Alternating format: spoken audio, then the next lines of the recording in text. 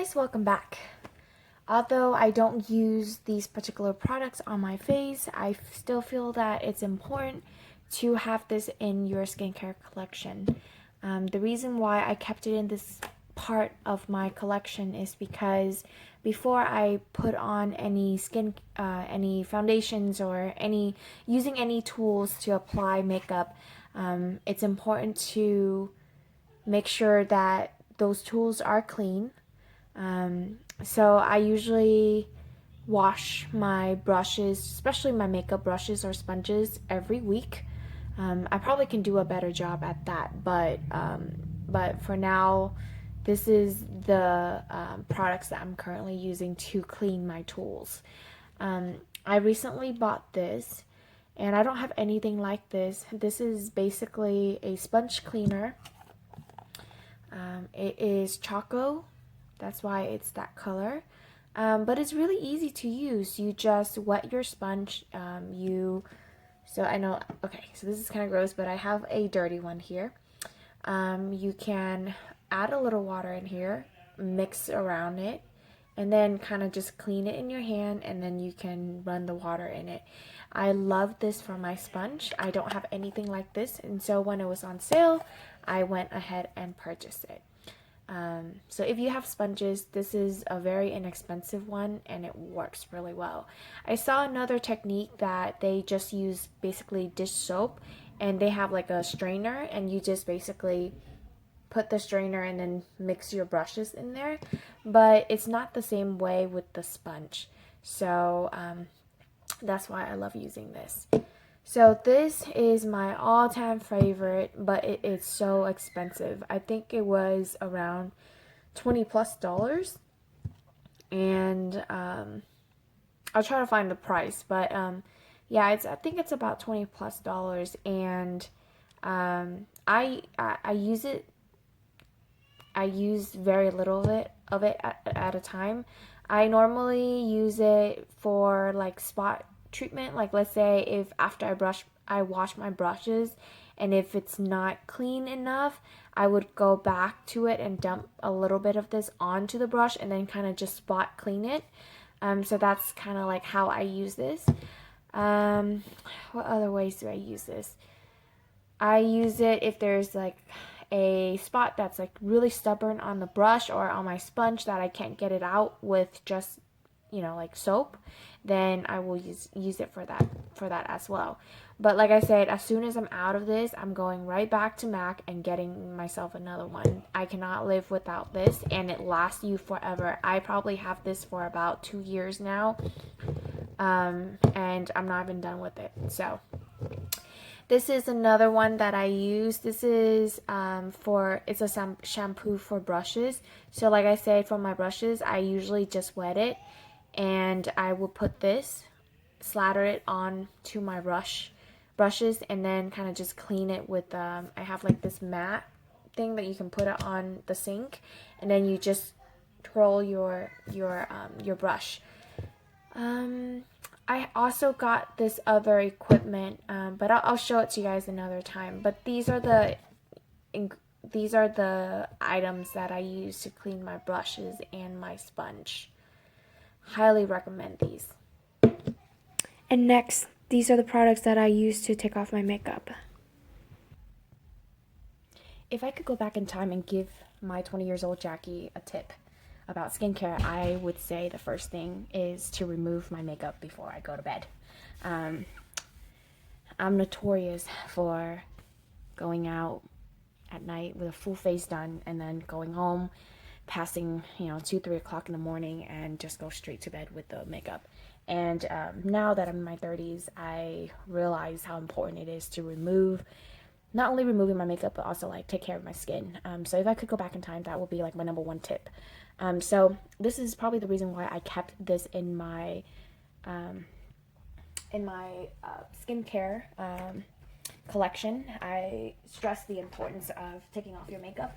And so here with me, what I'm currently using are these two. I'm currently using the wipes, and I'm also currently using the micellar cleaning water.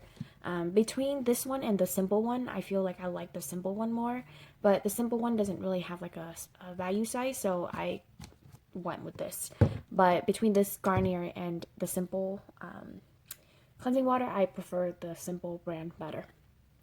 So I would switch off. I don't have like a particular routine, but I would switch off from wipes to this.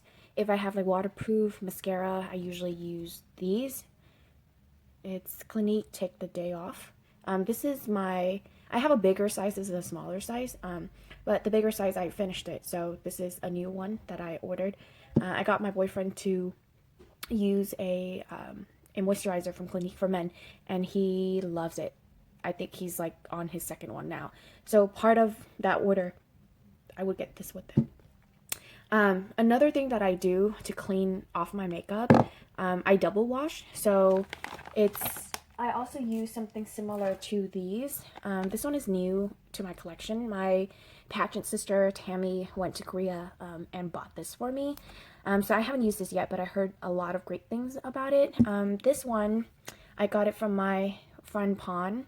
It is let me see if I can focus it. So it's a cleansing oil, and it's very gentle. I love using this to take off my makeup. So it would be one or the other. I would either use a cleansing oil to take off my makeup, or use this first and then using the cleansing oil, or I use that first, these two, and then I'll use this. But I never paired these two together. I think that's a little bit too much oil. There's this one YouTuber named Hiram that I follow recently, and that's what he said, not to put too much oil on your face to clean it off. So anyways, these are the two things that I'm currently using right now. Every time I use this, let me see, I got this from TJ Maxx for $3.99, I think. Would I go back and buy this? Probably not. Every time I use this, I just kind of cut it in half. So what would take, 2 months maybe to use, it would take me like 3.5 months to use. So right now, this is what I'm using. I'm also using this with a cotton pad, but as soon as I'm done with the one that I got from Costco, I think I'm gonna go ahead and, if I continue to use cleansing water, I would probably get a reusable cotton pad on Amazon. I haven't ordered it yet because I'm still trying to figure out whether that's something that I want to change and kind of gravitate toward this a little bit more. It's just easier to do, and the cleansing balm it's just less waste to the environment.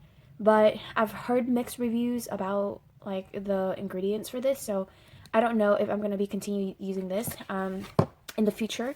This one I got from my sister-in-law Josie for Christmas this year, and I was really, really excited to receive this, but then I saw a few YouTubers talking about the ingredient in this line, and there is an ingredient that's like plastic or something like that is really bad for the ocean. I don't know if I can find the ingredient on here for you to see, but it starts with a P. Maybe I can open it. But yeah, I'm very, very interested in green cleaner makeup, but I was told that this brand has a ingredient that's really bad for the marine life after you wash it off your face. So I need to do a little bit more research on that, but let me see real quick what the ingredient is. It doesn't say on here. That's interesting. It doesn't say on here, but I'll find. It starts with a P. You guys can just YouTube it and see the ingredient. Oh, that's so interesting. Why wouldn't they have the ingredient on here? Normally they would have that, right? Yeah, I don't see it.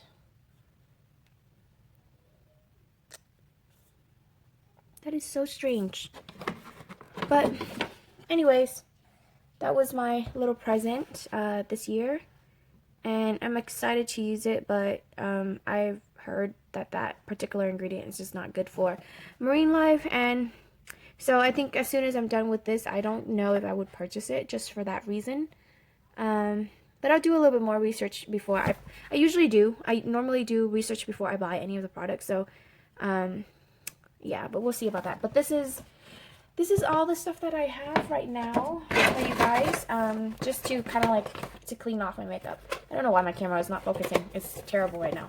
But yeah, so these are what I have. These right here are new, and these right here are currently being used. I think that it will take me a whole year to get this done.